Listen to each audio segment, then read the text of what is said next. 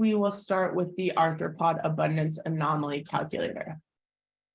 If you go to this and you're like, I don't know what that means, you can always click this help button. It'll take you to the vectorserve.org documentation. Up here it says the abundance anomaly calculator. Let me zoom in here.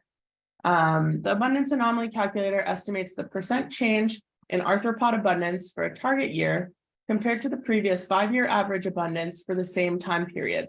This can help track arthropod activity in your area over time and between agencies. So exactly what it sounds like, abundance anomaly. So how does your abundance look compared to the last mean of the last 5 years? So if we want to use this calculator, there's an option to add other agencies. Anything you add here is just going to be agency-wide. So you're not going to be able to define spatial features within other people's agencies, but this allows you to compare your data maybe to a neighboring agency or what's going on in the state. And be like, are we really seeing this and nobody else is, or what's going on generally? So I'm going to skip that for now, but you can play around with that later. Let's go back to last year where we have a full year of data, 2022. Our time interval, so you can choose here a month, half month, disease week, or a date range. Usually on the month scale, it's not that interesting. I mean, it's just too aggregated. Disease week can be really interesting, but can also make this calculator run a little slower. So for purposes of this webinar, I'm going to go half month, which will give us every couple weeks. Okay, and here is where we can add those spatial features that we had previously defined. So you can add features from your predefined list. You could add a new feature. You're not going to be able to save it, but say you're just doing a one-off, want to know what's happening. We can add a polygon. Let's just do this. And we could run it in this spatial feature. We just can't save that spatial feature from here. So if you're wanting to do this over time, I wouldn't suggest doing it this way. You're going to really want to add your spatial features. So let's go in here and look for the one that we created earlier. There it is, Midtown. Let's include it.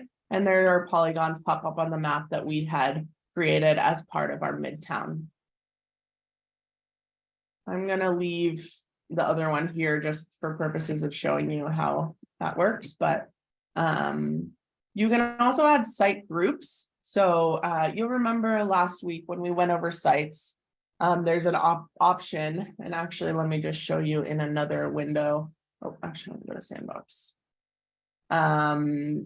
Sites, site groups. You can create any grouping of your sites. So this 2011 chicken flock sites has 13.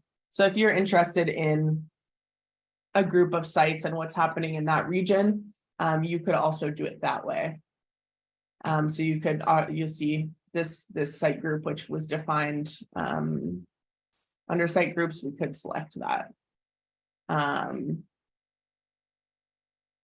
Okay, you can also go by region, and you can go by specific sites, but we're going to go by feature.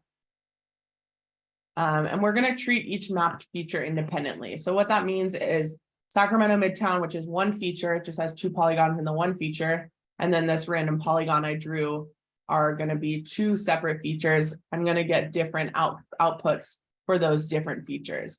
If you're interested in what's happening as a whole, you would not check that box. If you're interested in a specific species, you can click that here. A species group. So say I'm interested in the Culex pipiens complex, I can select that there.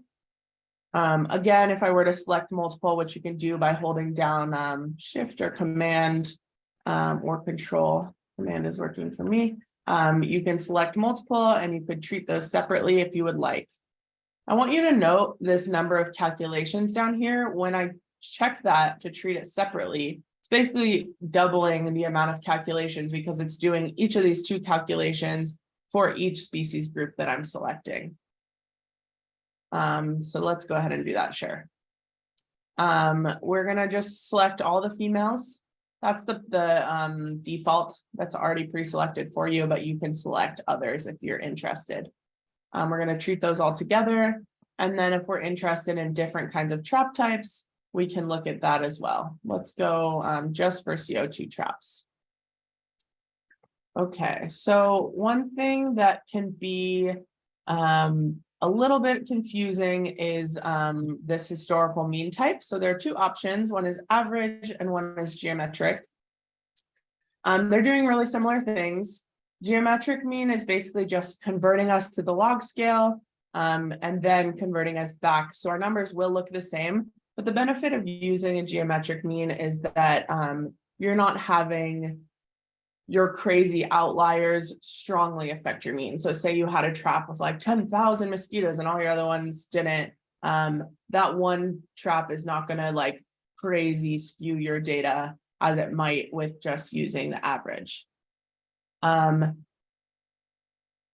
is our default now. It used to be geometric. I'm not sure why that's changed. I don't know if anyone online knows about that, but it shouldn't make a huge difference. They should be similar outputs.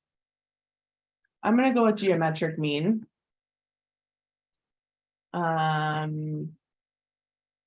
Great. So we can see we have 4 calculations, which we went over earlier, and then we're going to click calculate. It's going to take a little bit of time. This is not telling you it's going to take 600 seconds for this calculator to run. You can see it took like 5 seconds. Basically, what that's saying is that after 10 minutes, this calculator is going to time out. So if you were to go in here and select everything and treat everything separately, that's a lot more calculations than 4. So there's a limit to how many calculations you can do at once for our system to handle. And if it's going to take longer than 10 minutes to run, it's going to time out. But things really shouldn't take that long. So when you see that 600 seconds, don't expect it's going to actually take that 600 seconds. Great. So when we did that, that calculator, we got an output, which is spreadsheet style here. Have our agency, what we've included, half months. It's telling us what's basically like including surveillance that was done in those time periods. Blah, blah, blah, our mean, how many trap nights we had, what the percent change is from the mean, and then the years that went into that 5-year average. Sometimes you don't have 5 years of data. So say in April, we don't usually do collections maybe for all the years. So there's only mean from 2019. So then that can be helpful, but can be also a little confusing. You could download this data and it'll give you a zip file spreadsheet that has all of this data in, why are we doing that? In one, why can't I zoom? Okay, it doesn't want to let me zoom, but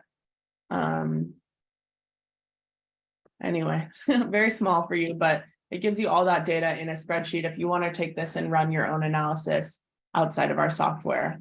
Be our guest. So I'm not going to save that.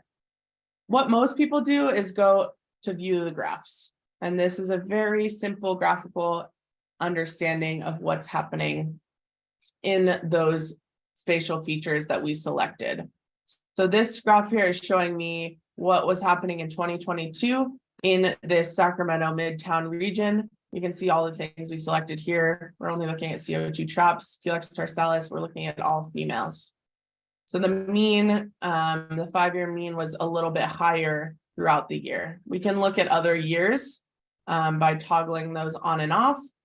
You can see, whoa, in 2019, in 2019, in August, we saw a really big spike in mosquitoes per trap night. So that's the graph. I did want to point out, so that remember we did 4 calculations. This outputted 4 graphs because we have the Sacramento Midtown. We also have the Sacramento Midtown for pipiens. Again, with that, we can click what's happening in the different years. And then we also did that user-defined feature, which wasn't a spatial feature that we had selected earlier. It was just that random triangle I selected, and we can see what's happening last year versus the mean. And so this populates with any data you have entered into the gateway. So if we are a little further in the season, I could do it, for today and the last like half months or disease weeks. And I could see, excuse me, how our abundance is tracking compared to other years or to a 5-year mean, just sort of have a baseline understanding of where we're at. So that is our abundance anomaly calculator. Do folks have questions about the abundance anomaly calculator? Is there a way to download the graphs? Good question. There is not right now. And the reason that is, and the good point, is something that I failed to mention, is that you can mouse over any of these dots and see the exact number, how many mosquitoes per trap night that is. And this is per 1,000 mosquitoes, which is our normal way to calculate or to understand, mosquitoes per, well, I guess that's actually not true for this one. This is how many mosquitoes we're collecting per trap night in this area. Disregard what I just said. So the reason there isn't an export is because we want you to be able to mouse over these, and that kind of messes with our ability to export. So you will just have to screenshot these maps. These can be really helpful for reports, and I know that a lot of users use them for that. Thanks for asking that question.